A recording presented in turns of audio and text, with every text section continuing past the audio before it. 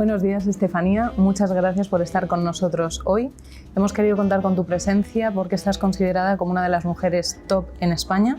Actualmente eres directora financiera en el grupo PSA, responsable de Iberia y Magreb. Eres licenciada en Economía por la Universidad Complutense y cuentas con un máster en Comunicación Empresarial por la Escuela de Negocios de Toulouse. Además, tienes a tu cargo 100 personas.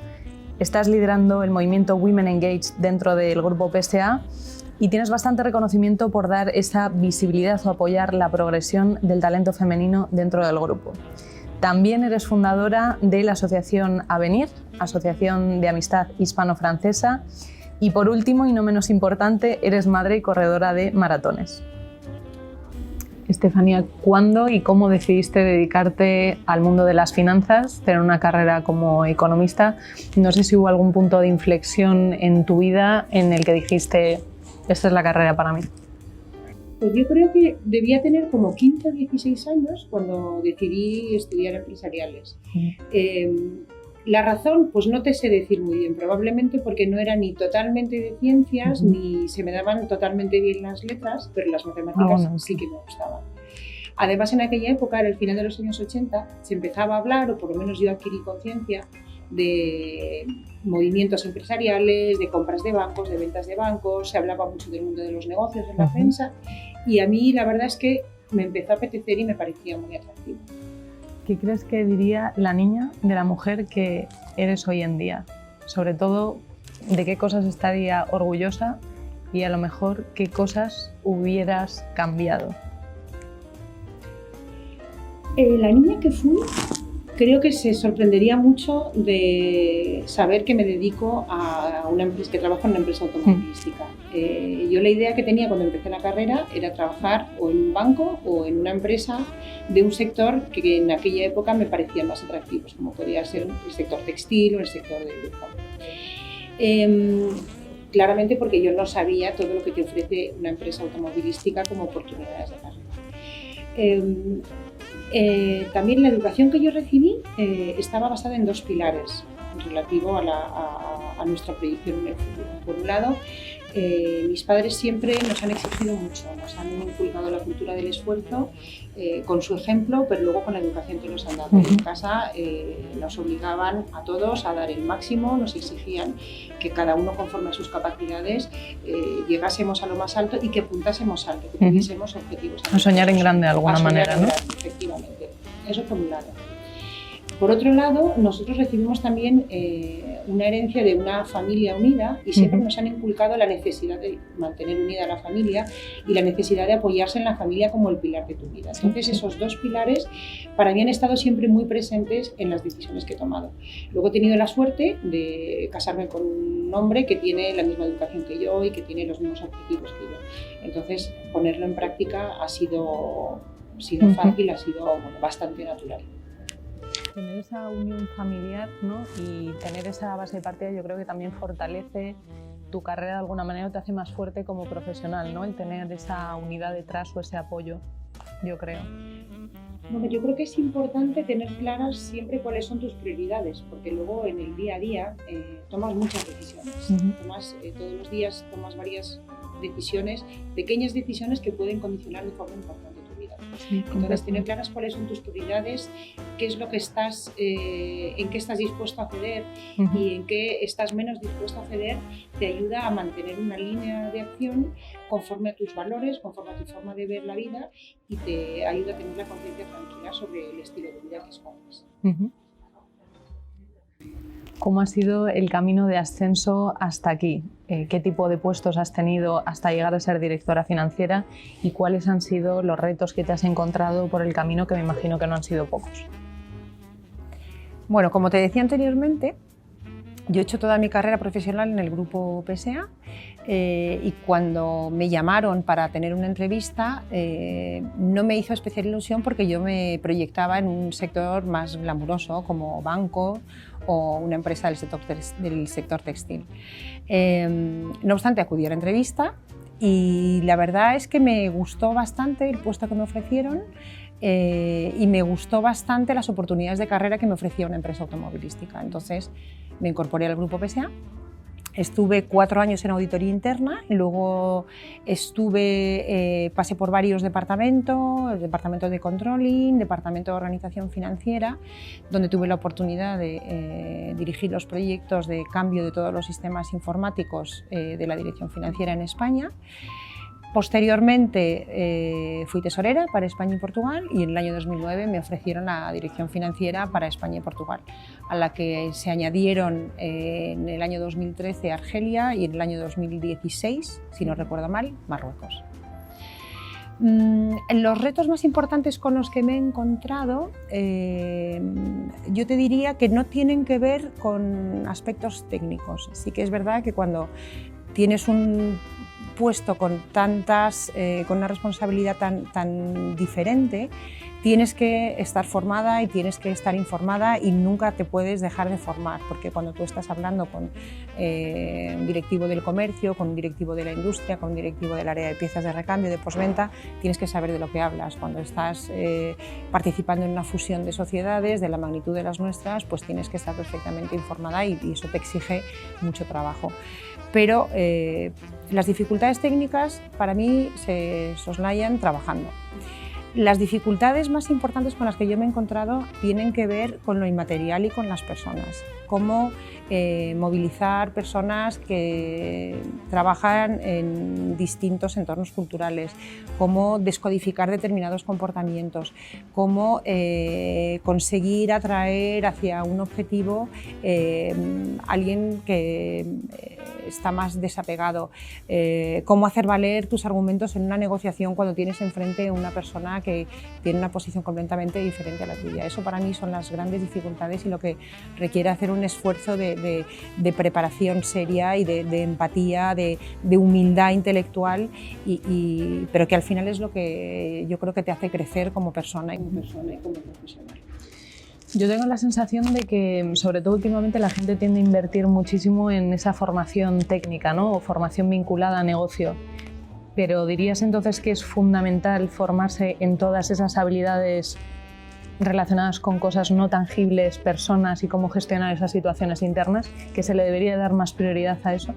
Para mí, la diferencia entre un buen profesional y un mal profesional, al margen de la formación, a igualdad de formación, es la actitud, las actitudes, ¿no? La forma en la que tú abordas el día a día de tu trabajo, el día a día de tus relaciones, cómo abordas los cambios, cómo abordas las diferencias generacionales, cómo abordas la entrada en un nuevo país, y eso no tiene que ver con la formación técnica, eso tiene que ver con una preparación y, como te decía, creo que hay un componente importante de humildad, hay un componente importante de empatía, de estar a la escucha de lo que tiene que decirte el de enfrente, de despojarte de tus prejuicios y de ser capaz de comprender actitudes o puntos de vista muy alejados de los suyos. Estefanía, ¿qué es lo que te saca de tu zona de confort en la zona personal o profesional? ¿Qué son esas cosas que te hacen a lo mejor sentir más incómoda? Bueno, lo que me saca de mi zona de confort son todos los temas que tengan componentes de incertidumbre, en los cuales tienes que tomar una decisión y hay una parte de información que no tienes. ¿Dirías entonces que para un profesional o alguien que quiera tener un puesto de relevancia en una empresa, como parte de su entrenamiento es necesario que se autoexponga a situaciones de incertidumbre, de riesgo? Porque es algo que siento que no nos entrenamos en ello, ¿no? Que no nos forzamos lo suficiente a ver hasta dónde pueden llegar nuestras capacidades en un momento determinado. Por supuesto, tienes que ser tolerante y tienes que mantener la serenidad ante los temas que incorporan incertidumbre y riesgo, porque prácticamente todos los temas que tocas incorporan incertidumbre y riesgo y tienes que saber gestionarlos. Cuando tratas, o por lo menos lo que a mí me ocurre, cuando trato un tema que incorpora estos elementos de incertidumbre y de riesgo, pues pasas de una situación en la que te sientes incómoda, estás fuera de tu zona de confort, puedes llegar a sentir incluso miedo o vértigo porque te ves abocado a tomar una decisión y a veces te da una sensación de decir, bueno, realmente es que no sé muy bien para dónde tirar. Pero curiosamente esta sensación de vértigo la mayor parte de las veces te produce también una aceleración de la creatividad. Entonces el hecho de abordar de frente este vértigo te desencadena un proceso por el cual te pones a pensar de forma bastante más rápida, ¿no? Y al final tomas una posición que te satisface mucho. Es decir, el proceso por el que pasas es, entras en un momento de inquietud, después pasas literalmente a una zona de pánico o de vértigo y terminas en una zona de gran satisfacción. Entonces, para mí es un proceso que vale la pena hacer, que vale la pena hacerlo muy a menudo, porque adquieres una especie de gimnasia y adquieres además una tolerancia al inconfort, ¿no? Y eres consciente que después de este proceso no solamente eres capaz de abordarlo, sino que eres capaz de superarlo. ¿Cómo te defines? ¿Cuáles son tus puntos fuertes y tus puntos débiles? Bueno, es una pregunta complicada. Hacerse autoanálisis siempre es muy complicado. Bueno, yo creo que quizá hay 3 características que me definen, ¿no? Primero, yo creo que soy una persona, me he vuelto, porque al final bueno, uno nace de cierta forma y luego te vas evolucionando, me he vuelto una persona bastante serena. No es fácil que pierdan los nervios y eso me permite en situaciones críticas pensar más rápidamente. Por otro lado, como te decía antes, me he vuelto bastante disciplinada y bastante organizada. Gestiono casi todos los aspectos de mi vida en modo proyecto, ¿no? Mi equipo se ríe de mí porque a todo le pongo un plan de acción, pero es que... O sea, que tú no eras así inicialmente, pero por fuerza de las demandas del día a día te has tenido que volver así. Me he vuelto así, yo no era así ni mucho menos, y ahora yo te digo, o sea, mis compañeros y mis hijos también se ríen porque enseguida digo planificación, plan de acción, porque es una forma que yo aplico para todo, ¿no? Porque me ayuda primero a sentarme al inicio de los temas y a adquirir una visión general y después me ayuda a seguirlos para conseguir el resultado que quiero. Y por lo que respecta a mis puntos débiles, pues hay 2 cosas que me descolocan bastante, que son la mala educación y la hipocresía. Y lo considero un punto débil porque es algo que consigue enervarme bastante y adoptar actitudes de las que no me siento orgullosa. Yo prefiero un enfrentamiento verbal duro pero honesto, porque creo que sobre la base de la honestidad, aunque el tono a veces se desborde, sobre la base de la honestidad se puede construir. En cambio, cuando la base no es sólida, cuando no hay un planteamiento claro con un interlocutor, no puedes construir nada. Entonces, a mí personalmente no es un ambiente en el que me sienta, no es un entorno en el que me sienta cómoda. Estefanía, muchas veces yo me pregunto cuáles son las claves de la gente que realmente tiene alto rendimiento y cuál es la diferencia de alguien que ha llegado a conseguirlo todo a nivel profesional y la gente que no llega, ¿no? Para ti, ¿cuáles son esas habilidades que tiene que tener una persona que vaya a tener una carrera directiva o, digamos, que pueda tener éxito en el ámbito profesional? Para mí, la primera, antes hemos hablado de ello también, es ser capaz de trabajar en entornos inciertos y de no perder el norte, por decirlo de alguna forma, ¿no? El ser capaz de no dejarse desestabilizar porque tienes que construir en un entorno de incertidumbre y tienes que mantener claro tu objetivo y ser capaz de construir, ¿no? Eso lo primero. Lo segundo, humildad intelectual, el ser capaz de reconocer que necesitas formarte o que necesitas acudir a determinadas personas para que te aporten un conocimiento que tú no tienes. Eso es importantísimo, porque si no, si te falla la base técnica, es difícil construir cualquier proyecto. Y tercero, hace falta estructura. Creo que tienes que ser... ¿Estructura te refieres en cuanto a planificación tuya? Sí, organización, efectivamente. El saber dónde quieres llegar, el saber los pasos que tienes que dar para conseguirlo y el ir ejecutando cada uno de los pasos conforme a lo que te has fijado ser capaz en alguna ocasión de rectificar el tiro, porque a veces tú te planificas y resulta que vas avanzando y te das cuenta que no estás consiguiendo lo que quieres, y ser capaz de rectificar para dirigirte hacia el objetivo que persigues. Yo creo que en general, y un poco por encima de todo esto, tienes que estar también bastante abierto, como decía yo. O sea, yo creo que las personas realmente inteligentes y eficaces que yo conozco son personas humildes y que escuchan mucho, ¿no? Que no están subidos en su aura de conocimiento o en su aura de poder, y que bajan al terreno, que escuchan a las personas que están haciendo las labores más básicas del entorno en el que se mueven, y están permanentemente retroalimentándose del entorno y de la información que necesitan para llevar a cabo su trabajo. Entonces, bueno, yo creo que esas son las pautas más importantes. Creo, Estefanía, si me lo permites, que también parte de tu éxito ha sido pensar en grande, y aunque tengas un background financiero, como bien estabas comentando, has decidido invertir gran parte de los recursos en tener, digamos, tu vida personal organizada para poder despuntar a nivel profesional. ¿Dirías que es muy importante reconfigurar las cosas de tal forma que pensemos en inversión y no tanto en gasto, que creo que es un error que cometemos? Pues mira, yo creo que cada situación es diferente, y cada pareja o cada madre o cada padre decide la fórmula que mejor se adapta para la custodia de los hijos. Y no creo que haya fórmulas mágicas ni fórmulas que valgan para todos.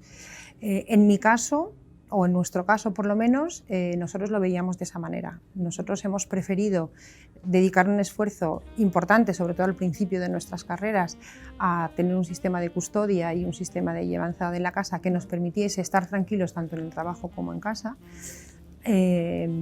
porque la tranquilidad que te aporta compensa el esfuerzo económico y te permite, por otro lado, pues desempeñar tus responsabilidades profesionales sin estar permanentemente pendiente del reloj o permanentemente pendiente de que después tienes que hacer algo y no llegas, ¿no? Entonces, para nosotros eso era importante y es la decisión que tomamos. Si le preguntáramos a tu marido o a cualquier persona de tu entorno familiar qué diría de ti, ¿qué crees que diría? Bueno, si le preguntas a mi marido, yo creo que él te diría que compartimos la misma visión sobre la vida que queremos para nosotros y para nuestra familia. Y creo que te diría también que duermo muy poco y que me levanto demasiado pronto, que a eso de levantarme de noche para ir a correr le parece horrible. Si hablaseis con familiares cercanos, mis padres o mis hermanos, bueno, pues somos una familia, somos muy numerosos, somos muchos hermanos y estamos todos bastante unidos, ¿no? Y procuramos mantener el contacto a pesar de no vivir todos cerca los unos de los otros, pero sí que procuramos mantenernos en contacto y somos bastante familiares. Y si le preguntas a mis hijos, pues probablemente te digan que soy un poco pesada, ¿no? Que es lo que se suele decir de las madres. Gestionas un equipo de 100 personas, algo que no es fácil para nadie, y además imagino que cada uno, pues, con su background, con su cultura, idiosincrasia, necesidades profesionales. ¿Cómo haces para gestionar a la gente y para establecer políticas de gestión adecuadas? Bueno, primero, yo tengo un equipo muy amplio, pero luego en el interior del equipo hay estructuras. O sea, yo tengo 9 personas que me reportan directamente y cada una de ellas tiene su equipo. Entonces eso facilita, porque si tuviese que tratar con las 100 en directo sería más complicado. Para mí es muy importante que los objetivos estén muy claros. O sea, todos tenemos que saber a dónde tenemos que llegar y dedico bastante tiempo a explicar los objetivos. También a hablar, a intercambiar. Me parece importantísimo hablar muy claro, me parece importantísimo compartir información en ambos sentidos. Creo que es importante también bajar al terreno. Cuando lideras un perímetro grande como el mío, tienes que mantener la visión global y la visión un poco a futuro, pero no puedes perder la noción del día a día, no puedes perder la noción del detalle, la noción del problema concreto, y tienes que mantener la capacidad de gestionar la totalidad y, cuando es necesario, bajar al detalle en los aspectos en los que necesitas profundizar. Eso desde un punto de vista profesional, digamos, puramente de asuntos. Desde un punto de vista humano, como te decía anteriormente, para mí es muy importante la relación personal. Creo que somos muchas personas trabajando muchas horas al día juntos, compartimos momentos muy agradables, pero compartimos momentos de gran tensión, y en los momentos de gran tensión ayuda mucho el conocer a las personas, el tener una buena relación, el saber cuáles son los códigos de cada uno, el saber cómo tienes que interpretar determinadas reacciones, y por eso dedico también bastante esfuerzo a conocer circunstancias personales, conocer las aficiones, establecer diálogos extraprofesionales, porque aparte que para mí es impensable trabajar con gente que no conozco y que no me conozca a mí, desde un punto de vista ya puramente egoísta, facilita mucho el trabajo, el día a día. Sí, hay muchas veces que se asume que alguien por tener un puesto directivo ya domina todas esas cuestiones o tiene ese enfoque personal, y no siempre es así, lo vemos a diario. Para ti, ¿cuáles son las cualidades de un buen líder? No de un jefe, de un buen líder. Pues mira, yo creo que un buen líder tiene que ser capaz de movilizar a su equipo y conducirles o acompañarles o ir con ellos hacia los objetivos que te has fijado o que te han fijado. Entonces, antes lo comentábamos un poco, la dificultad es precisamente encontrar aquello que moviliza a las personas en un contexto en el que sus motivaciones, qué es aquello que les bloquea, qué es aquello que les ayuda, qué es aquello que les motiva. Y no es igual para todas las personas, cada persona tenemos unas motivaciones diferentes, ¿no? Entonces yo procuro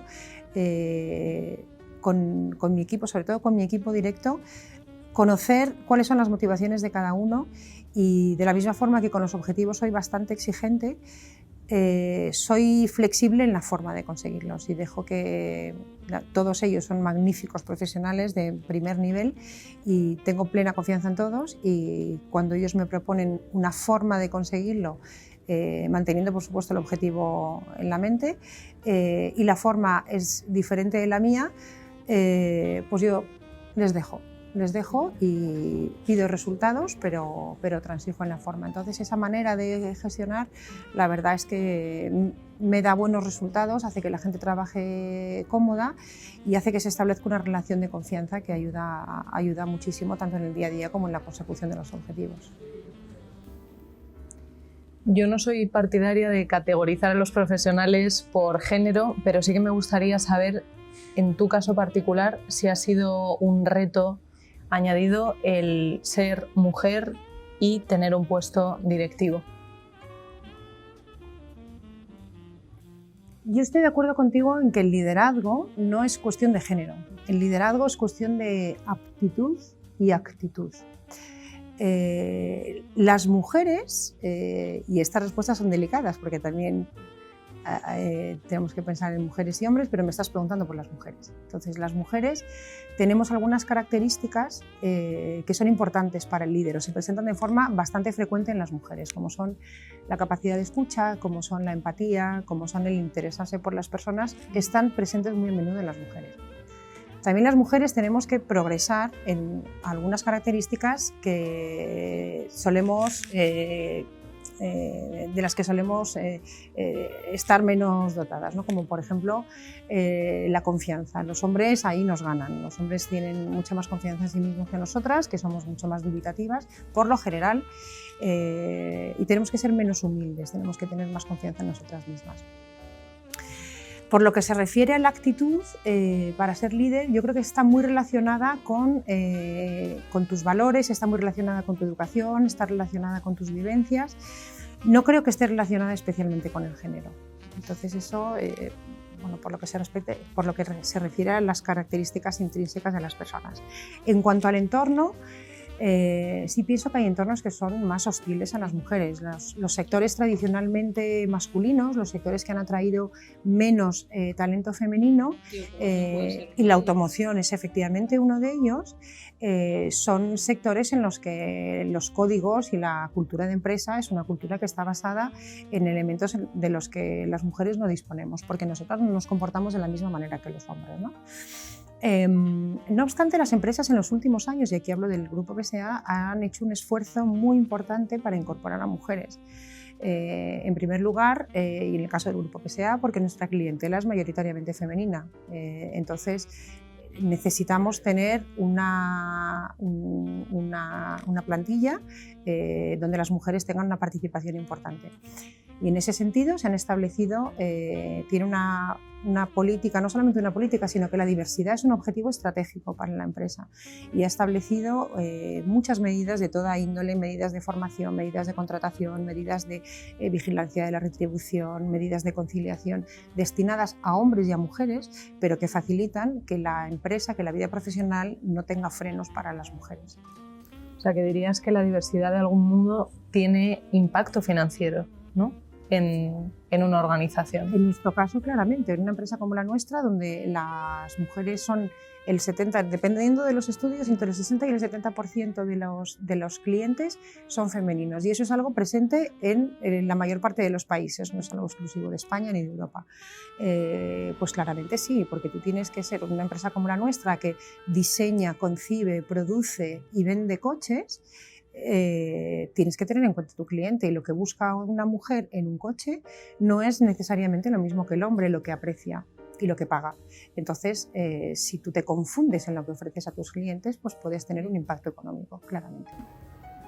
¿Has tenido que hacer alguna renuncia en tu carrera para poder llegar a donde estás? Yo no he renunciado a nada. Yo quería ser madre y quería ser profesional, y me había preparado para tener una carrera profesional. Y no he renunciado a nada. Yo he tomado decisiones en mi vida, y todas las decisiones acarrean sus consecuencias. Y de la misma forma que asumes la decisión, asumes sus consecuencias. De forma muy concreta, pues yo te diría que el día a día no es fácil, que todo no es color de rosa, los días son muy largos, tengo muchas cosas que hacer, tengo poco tiempo, pero es la vida que he elegido.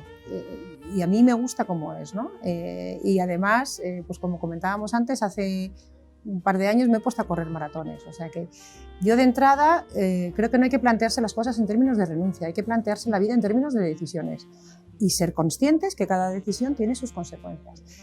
Creo que también las mujeres tenemos que quitarle un poco de dramatismo a algunas cosas, ¿no? O sea, no es dramático irse de viaje de trabajo cuando tienes niños pequeños, porque están muy bien con su padre.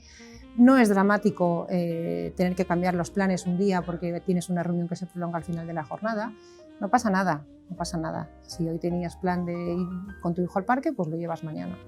Y tratando de ponerle un poco de pragmatismo y de quitarle dramatismo, te das cuenta que, bueno, pues que la vida es eso, ¿no? Una serie de decisiones encadenadas con sus consecuencias, y si en alguna ocasión te has confundido, rectificas el tiro.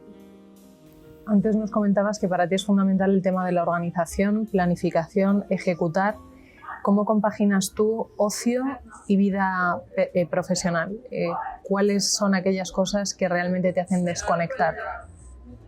Bueno, para mí me parece muy importante hacer en la vida cosas que te hacen sentirte bien.